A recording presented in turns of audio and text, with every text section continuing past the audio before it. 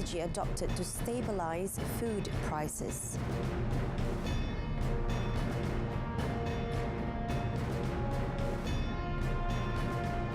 National Investment Council to be established.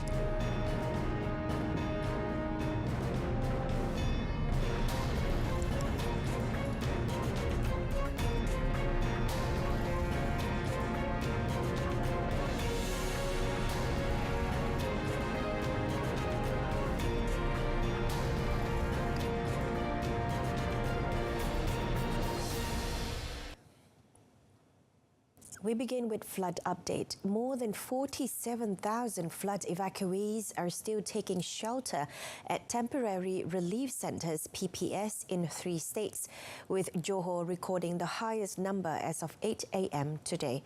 In Johor, the number of evacuees increased to 45,048 people this morning, compared to 42,852 last night, although the floods have started to recede in some districts.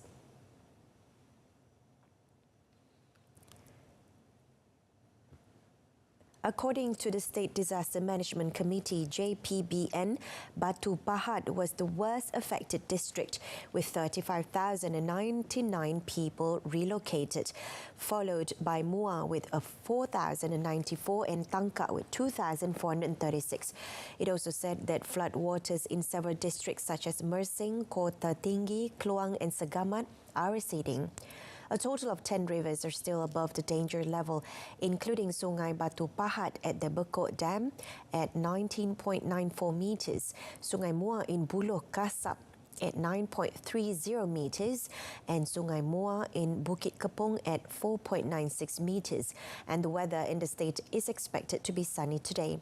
In Pahang, the JPBN Secretariat reported that the number of flood evacuees remained at 2,248 people this morning, and they were placed in 15 PPS around Rompin.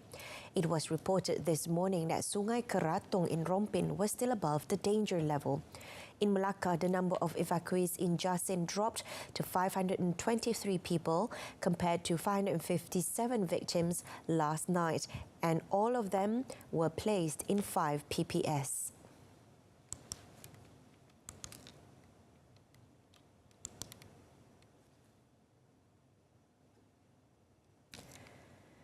Perikatan Nasional Chairman Tan Sri Muhyiddin Yassin today arrived at the national headquarters of the Malaysian Anti-Corruption Commission (MACC) in Putrajaya for questioning.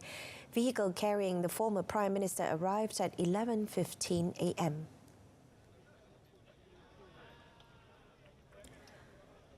It was reported that the Pago MP has been called to answer questions related to the investigations on the Jana Wibawa project that was introduced by the government during Tan Sri Muhyiddin's tenure as the Prime Minister. A large gathering of supporters, including other PN leaders like Datuk Sri Azmin Ali, Datuk Sri Shahidan Kasim, Datuk Wan Saiful Wan Jan, had gathered outside in solidarity to wait for Tan Sri Muhyiddin's arrival at the MACC headquarters. Tan Sri Muhyiddin was finally able to enter the MACC front doors at 11:22 a.m.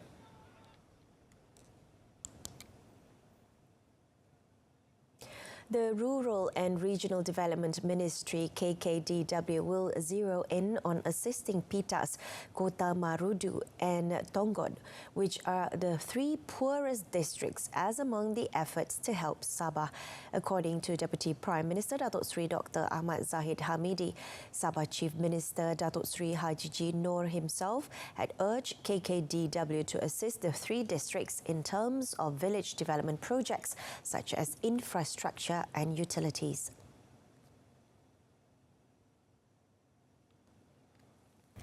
He said the effort to implement is being studied by KKDW with Sabah government in the technical committee between the 2 parties chaired by Sabah State Secretary. Ini adalah satu game changers yang baru oleh kerajaan negeri dan kami di KKDW pastinya akan melaksanakan melalui perbincangan yang kami akan adakan dengan Kementerian Ekonomi dan Kementerian Kewangan bagi merealisasikan hasrat kerajaan negeri untuk memfokuskan agar ketiga daerah ini keluar daripada kelompok daerah miskin tegar atau antara daerah yang termiskin di negeri Sabah. Earlier, Datuk Sri Ahmad Zahid attended a coordinating meeting between KKDW and the Sabah government for 2023, which was also attended by the Chief Minister. Apart from helping the 3 poorest districts and the coordination, the meeting also discussed on the Rice Estate Initiative, which will be implemented in Sabah to ensure the stable food supply can be produced independently by the state, while assisting to build stockpile for contingency needs.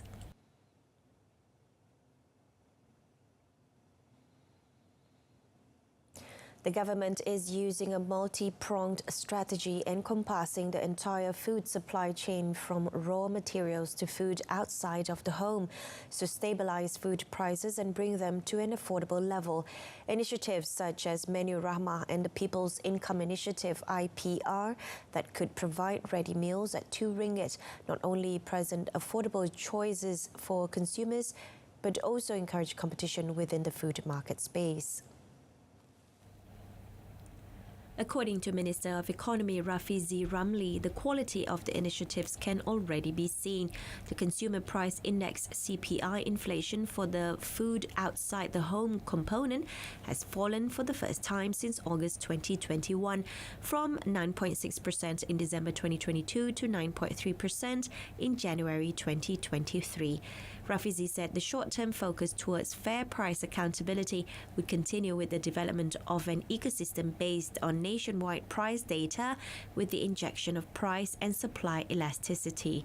He also said that the Ministry of Economy would analyse the price increase during the recent Chinese New Year, when the month-on-month growth in 2023 was lower compared with 2021 and 2022.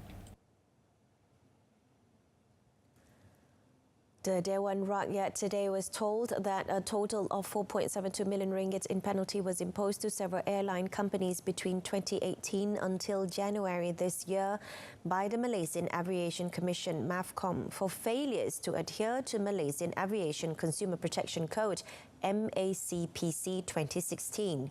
Transport Minister Anthony Loke Siu Fok explained among the reasons for the penalties issued were the airline company's failure to provide care for passengers after flights were cancelled or postponed.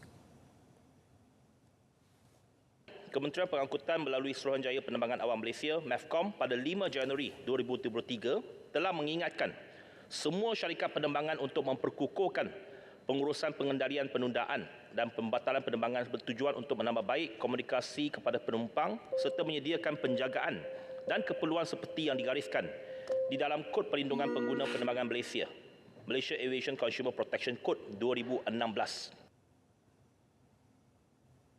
The Transport Minister said any airline companies failed to comply with the MACPC 2016 will face financial penalty of not more than 200,000 ringgit, adding that repeated offences will result in MAVCOM imposing penalty 10 times of the first amount issued.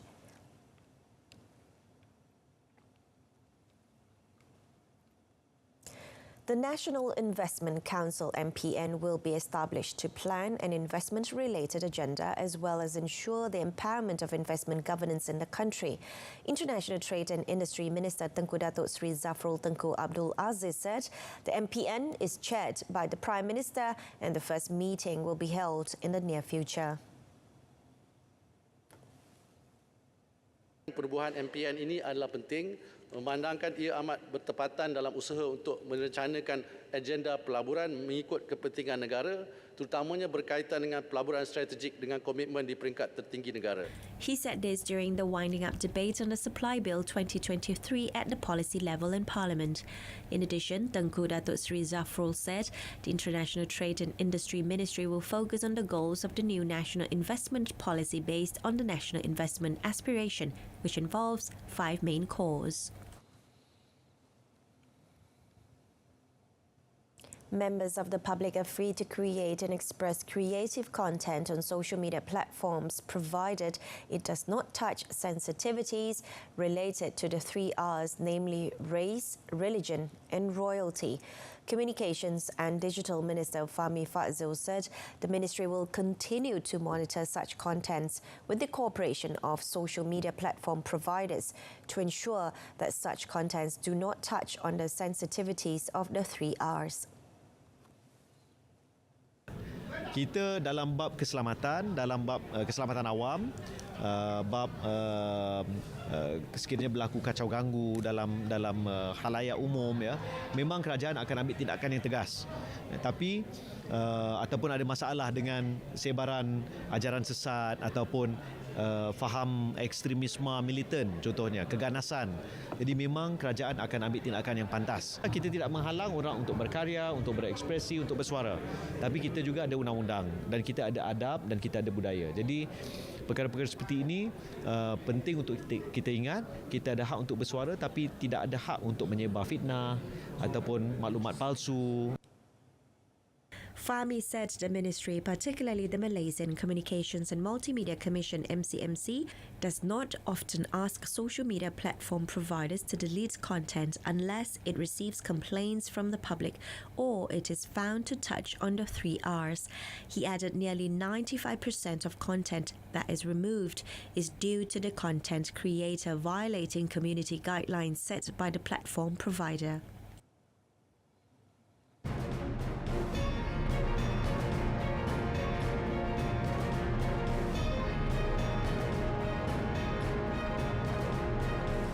Women march as rights under threat across the globe.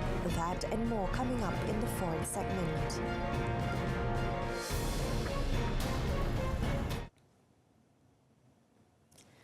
Li Qiang is poised to be confirmed as China's premier during the National People's Congress, which began last Sunday, replacing the retiring Li Keqiang, who is widely perceived as a pro-market reformer who was increasingly sidelined as Xi Jinping tightened his grip on management of the economy.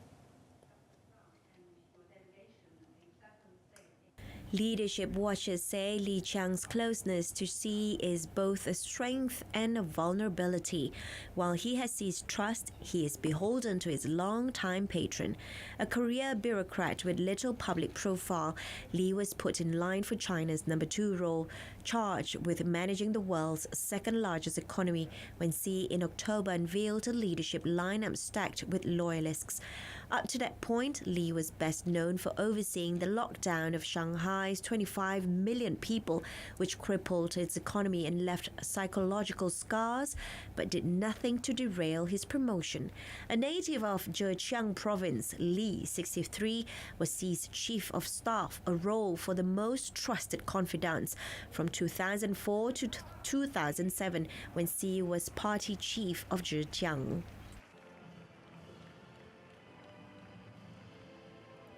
Women hit the streets from Kabul to Mexico City on Wednesday to mark International Women's Day and stand up for rights that are coming under increasing attack.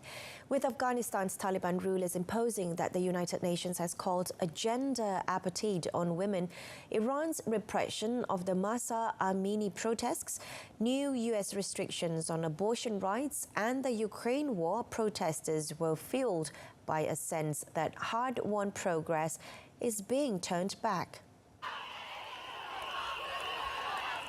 In Istanbul, several thousand women defied a local ban on protests and staged a feminist night march under the watchful eye of the police, but were unable to reach Taksim Square because armed security barricaded entrances.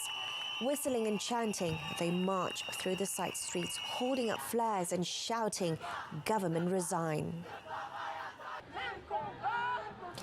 In France, demonstrators marched in 150 towns and cities to demand equality both at work and in life, in protests focused on the fight against unpopular pension reforms that critics say is unfair to women. In Venezuela, a women's demonstration in Caracas focused on demands for a living wage amid inflation that has seen the minimum wage plummet.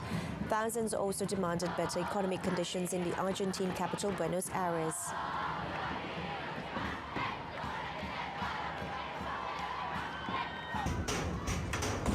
While in Mexico City, women in droves marched along Reforma Avenue to the Zocalo Square on a route that was lined by metal barriers erected to protect buildings and monuments from vandalism. Protester Melissa told Reuters she still feels the pain of a sexual abuse from a classmate she suffered when she was in high school and that was unable to report to authorities.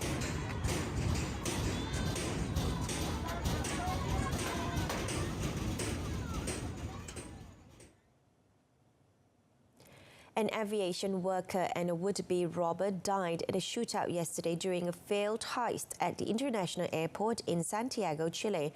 About a dozen armed robbers struck as workers were transferring $32.5 million in cash into an armored truck at the Arturo Merino Benitez International Airport. Prosecutor Eduardo Beza, who is in charge of the investigation, said valuable cargo arrived on a LATAM plane from Miami, which was to be taken by the Bring Security Company, at which point the subjects burst into the area and were repelled by security officials. The robbers had entered the airport in 3 vehicles in the early morning, broke through a gate and headed for the cargo area. A shootout ensued with security officials claiming the lives of one of the intruders and an employee of the Civil Aviation Directorate. Thwarted, the rest of the robbers fled and set fire to 2 of their vehicles on a highway nearby. He said a manhunt was underway. The airport has been targeted before, once by an armed group that made off with more than $18 million in a similar robbery in 2017, followed 3 years later by $15 million in a single haul from an armored truck.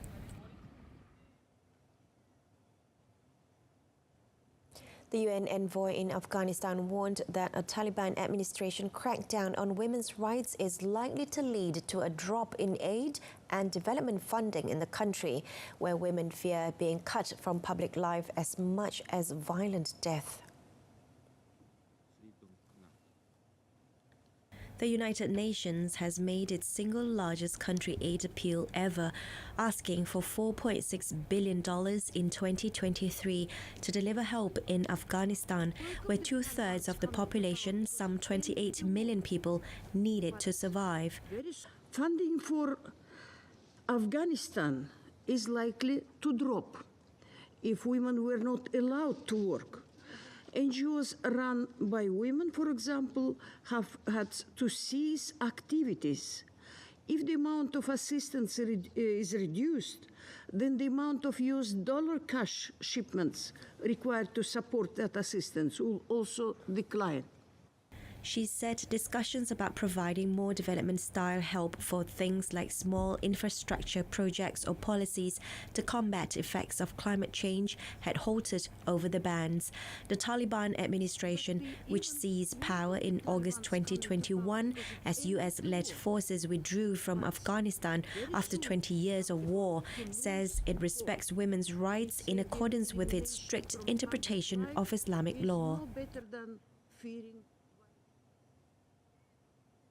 Georgian police fired water cannon and tear gas at thousands of protesters, ordering them to disperse as they rallied against a planned foreign agent law reminiscent of Russian legislation used to silence critiques.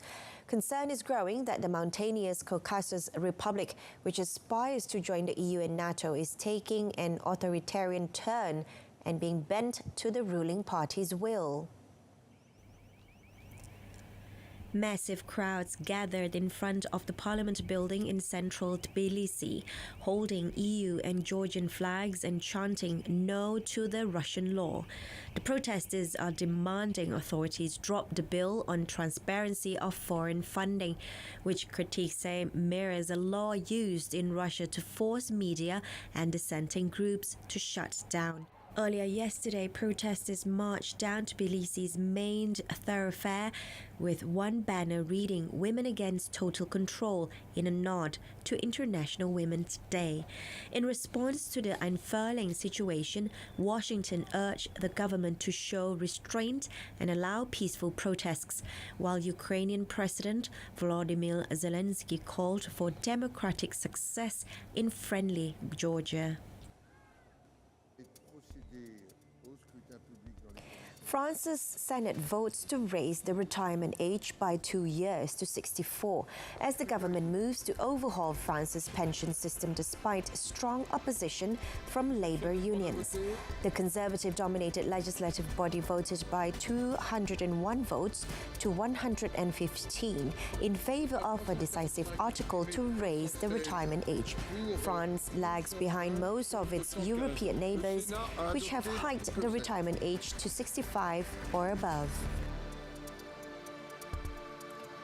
A freight train derailed after it struck a rock slide in Sandston, West Virginia, causing injuries to 3 crew members and spilling diesel fuel into a nearby river.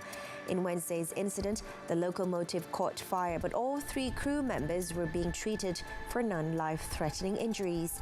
There were no hazardous materials being transported by this train, and the incident posed no danger to the public. Workers roll out the Oscars carpet, which this year turns beige after being red for 62 years. Hollywood stars will walk the new carpet before the 95th Academy Awards ceremony on Sunday. Organizers are referring to the color as champagne.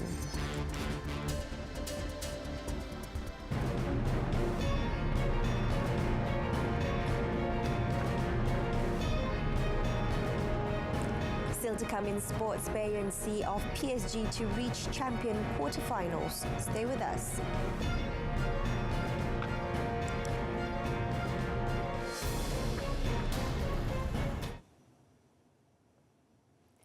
An injury-time spot kick converted by Stefano Bruno allowed Sri Pahang FC to edge 10-man Perak FC 2-1 in their 2023 FA Cup first-round match at the Perak Stadium in Ipoh last night. The win for Sri Pahang, who are coached by Fandi Ahmad, will see them taking on Selangor in round 2 of the FA Cup at the MBPJ Stadium on 15th April.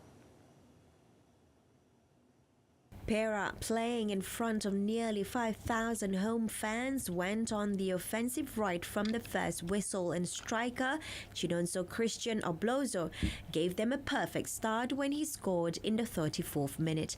The visitors were undaunted and launched a series of attacks after the break that led to Perak goalkeeper Muhammad Fadil Idris being given the marching orders for a second bookable offence in the 66th minute. Pahang capitalised on their numerical advantage and levelled the scores at 1-1 through a goal by Abdul Malik Matarif in the 82nd minute. In injury time, Muhammad Baikuddin Shamsuddin was fouled by Perak defender Muhammad Nasrul Amri Kamarul Azhar, and referee Muhammad Kamil Zakaria Ismail immediately pointed to the spot, allowing Bruno to easily convert. Reacting to the win, Sri Pahang FC head coach Fandi Ahmad says he is satisfied with the way his players performed on the pitch. Daripada segi cara kita bermain besar, ya, ke cara mereka bermain bersungguh-sungguh, ya, memang mereka selalu bermain bersungguh-sungguh, pemain-pemain kami. Meanwhile, Perak FC head coach Dato' Lim Tiong Kim felt disappointed with the result but praised his players for their improved form in the match last night. Ni hari cara mereka bermain lain daripada apa yang kita lihat game 2-3 game yang pertama. So saya tengok nampak improvement dari mereka, dan tahniah untuk goalkeeper mereka, save banyak peluang kita. Jadi kita tapi tidak putus asa.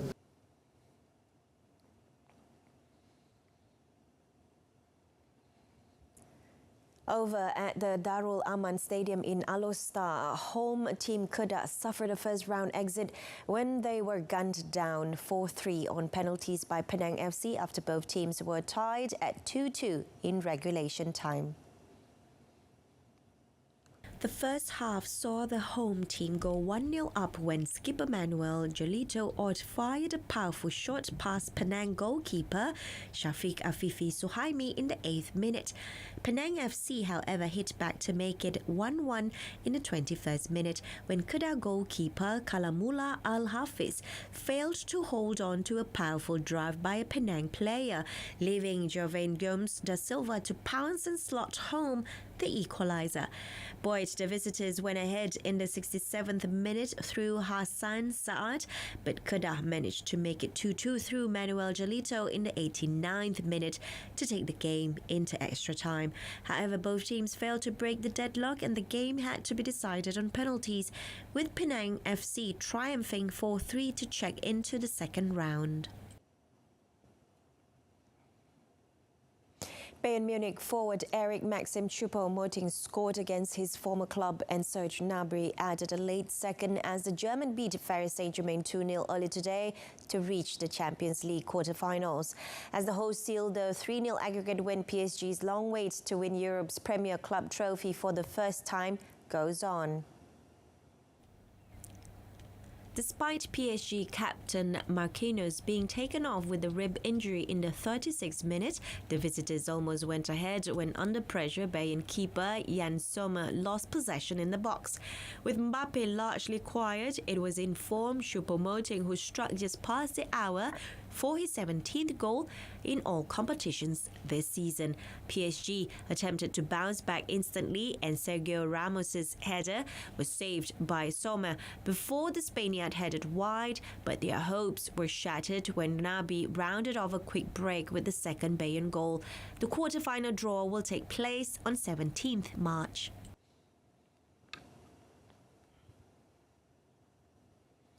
Meanwhile, seven-time winners AC Milan reached the Champions League quarter-finals for the first time in 11 years as a disciplined display earned them a drab goalless draw at Tottenham Hotspur, thus securing a 1-0 aggregate victory.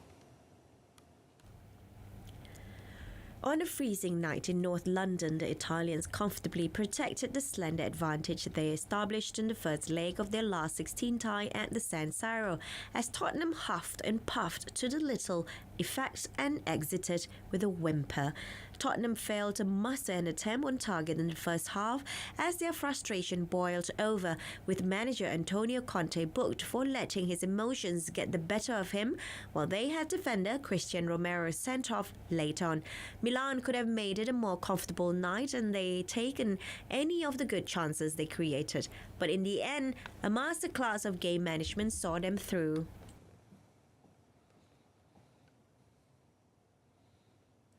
That ends updates at noon. Wrapping up with a reminder of our top story, multi-pronged strategy adopted to stabilise food prices. Tune in to news at 10, coming up at 10 p.m. on saluran Berita RTM.